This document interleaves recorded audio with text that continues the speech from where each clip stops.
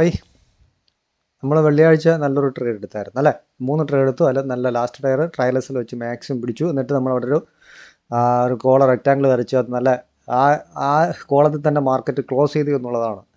Okay, അതിൻ്റെ മുകളിൽ നമ്മൾ റെഡ് ലൈൻ വരച്ചിട്ടുണ്ട്. മാക്സിമം പോയാൽ അതുവരെ എന്നുള്ള കാൽക്കുലേറ്റഡ് ലൈൻ വരച്ചിട്ടുണ്ട്. പക്ഷേ അതുവരെ പോയില്ല.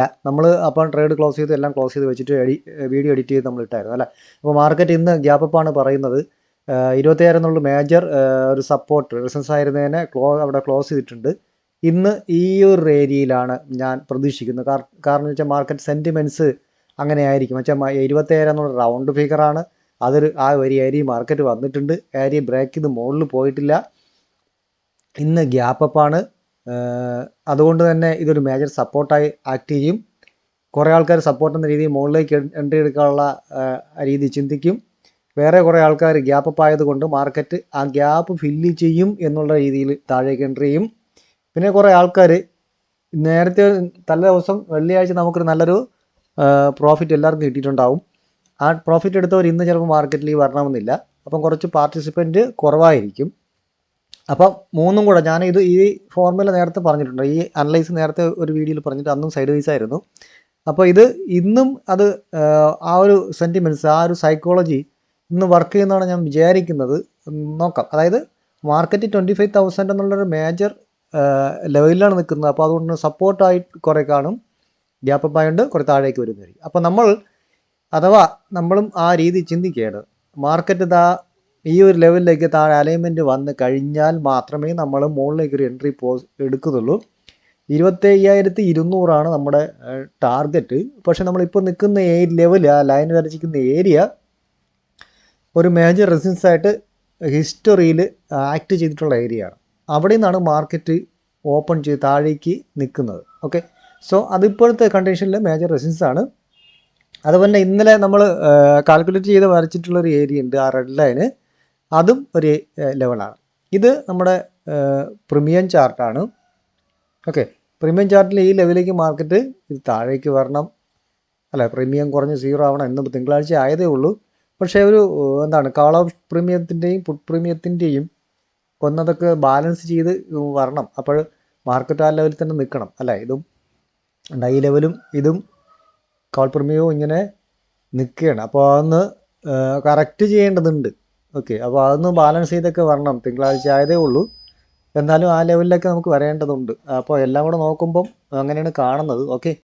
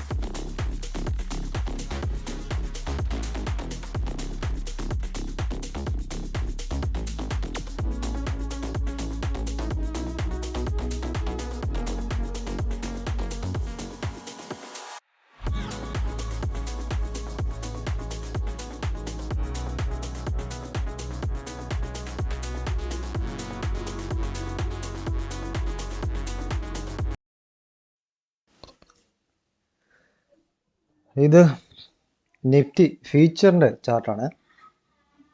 നമ്മൾ താഴെ നിന്നൊരു ബ്രേക്ക് ചെയ്ത് മുകളിൽ കയറുന്ന ഒരു സോണിൽ നമ്മൾ മാർക്ക് ചെയ്ത ഒരു ഏരിയയിലാണ് മാർക്കറ്റ് നിഫ്റ്റി ഫ്യൂച്ചർ നിൽക്കുന്നത്.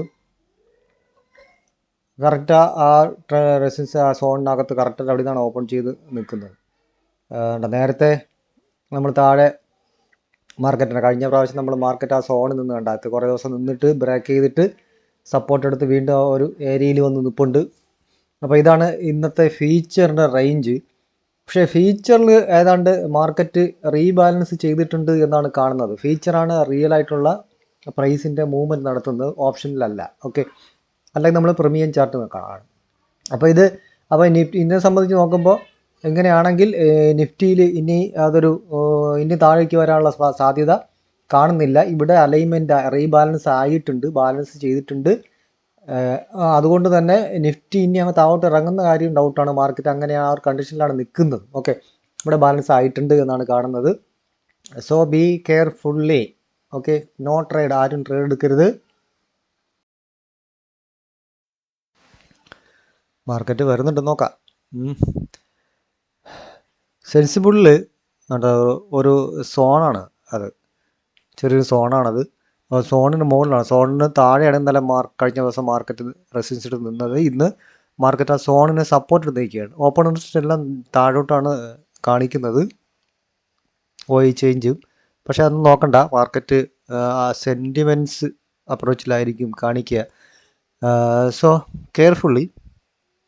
എല്ലാം കൊണ്ടും പലതും നോക്കുമ്പോൾ അങ്ങനെയാണ് നമുക്ക് കാണാൻ കഴിയുന്നത്. ഓക്കെ, വെയിറ്റ് ചെയ്യുക എന്ന് മാത്രമേ പറയാവുള്ളൂ. മാർക്കറ്റിൽ ഒരു ചെറിയ സപ്പോർട്ട് എടുക്കും. നമ്മൾ ആ വരച്ചിരിക്കുന്ന ആ ഒരു റെഡനല്ലേ, ഇന്നലെ കാൽക്കുലേറ്റ് ചെയ്ത് വരച്ച റെസിസ്റ്റൻസ് ഏരിയയാണ്. അതിൽ സപ്പോർട്ട് എടുത്ത് നിൽക്കുന്ന രാവിലെ തന്നെ അങ്ങനെ നിൽക്കുന്നുണ്ട്, സെല്ലറും ബയറും ആയിട്ട്. പക്ഷേ അത് വലിയ മൂവ്മെൻറ്റൊന്നും കാണുന്നില്ല. പക്ഷേ നിങ്ങൾക്ക് ഇവിടെ ഒരു സ്കാൽപ്പിംഗ്, പക്ഷേ ഒരു പ്രീമിയം മൂവ് ആണെന്ന് തോന്നുന്നില്ല, പ്രീമിയം ഒന്നും മൂവ് ആവുന്നില്ല. പക്ഷേ ഇവിടെ ഒരു സപ്പോർട്ടാണ്. ഇവിടെ നിന്നൊരു കോൾ ഓപ്ഷൻ മാർക്കറ്റ് നേരത്തെ രാവിലെ ഉണ്ടാക്കിയ ഹൈ വരെ മാത്രമേ പോകാനുള്ള സാധ്യത കാണുന്നുള്ളൂ.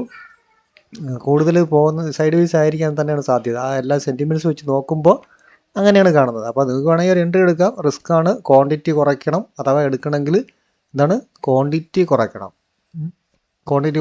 ഒരു ലോട്ട് എടുക്കുന്ന പ്രീമിയം കുറവാണെങ്കിൽ ഔട്ട് ഓഫ് ദ മണിയൊക്കെ എടുത്താൽ മതി.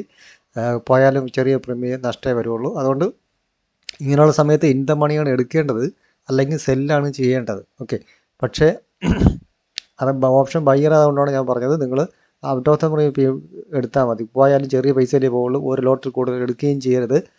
ഇനി പൈസ കൂടിയ ആൾക്കാരാണെങ്കിൽ പോലും കൂടുതൽ എടുക്കരുത്. കാരണം അങ്ങനെയാണ് ക്യാൻഡിൽ സ്റ്റിക്ക് പറയുന്നത്. അപ്പോൾ നമ്മൾ രാവിലെ അനലൈസ് ചെയ്തും ഇതും വെച്ച് നോക്കുമ്പോൾ ഇന്ന് കോൾ എടുക്കാതിരിക്കുകയാണ് നല്ലത്. അത് നിങ്ങളുടെ ഇഷ്ടം. പക്ഷേ ഇതാണ് മാർക്കറ്റിൻ്റെ ഇപ്പോഴത്തെ കണ്ടീഷൻ. ഓക്കെ.